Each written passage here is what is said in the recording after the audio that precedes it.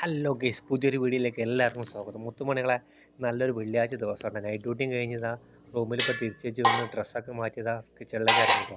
കിച്ചണിലേക്ക് എന്ന് പറഞ്ഞാൽ ഫുഡ് എന്ന് പറഞ്ഞു കഴിഞ്ഞാൽ നല്ല കിടക്കാച്ച നല്ല ബീഫ് ബിരിയാണി ഉണ്ടോ.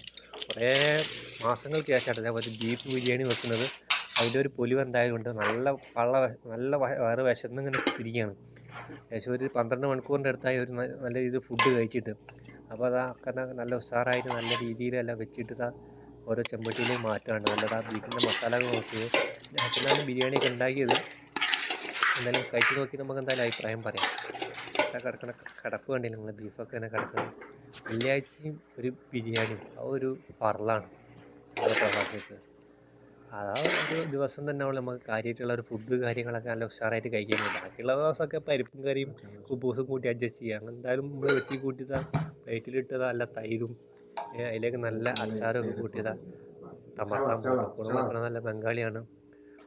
അങ്ങനെ എന്തായാലും ഒരു പീസ് ഇങ്ങനെ കൂട്ടി കുറച്ച് തൈരും കുറച്ച് ചോറും അച്ചാറും കൂട്ടിയിട്ടുണ്ട്. ഒരു കൊടുത്താണ്ട് പിടിച്ചു കഴിഞ്ഞാൽ ഉണ്ടല്ലോ മോനെ, ഒരു രക്ഷയുണ്ടാവും. കിടുക്കാച്ചി സാധനം.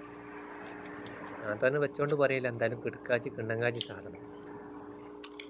അപ്പോൾ ഇത് കഴിഞ്ഞ് ചെറിയൊരു ഉറക്കം ഉറങ്ങിയിട്ട് ഒരു 11 മണിയാകുമ്പോൾ എണീച്ച് കഴിഞ്ഞ് പള്ളിയിൽ പോകണം.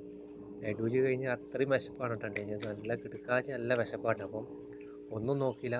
പിന്നെ തണുപ്പായതുകൊണ്ട് കൂൾ ഡ്രിങ്ക്സ് ഒന്നും എടുത്തിട്ടില്ല. നല്ല രീതിയിലുള്ള ചുടുവെള്ളം നല്ല കട്ടൻ ചായ ഉണ്ടാക്കിയിട്ട് കുടിച്ചു. ഒന്നത്തെ ദിവസം തന്നെ. അപ്പം കുസാൽക്ക് മുന്തിരിങ്ങ കുസാൽക്ക് നാരങ്ങ. അപ്പോൾ ചെറിയൊരു ഉറക്കം ഉറങ്ങിയിട്ട് ബൈ ബൈ.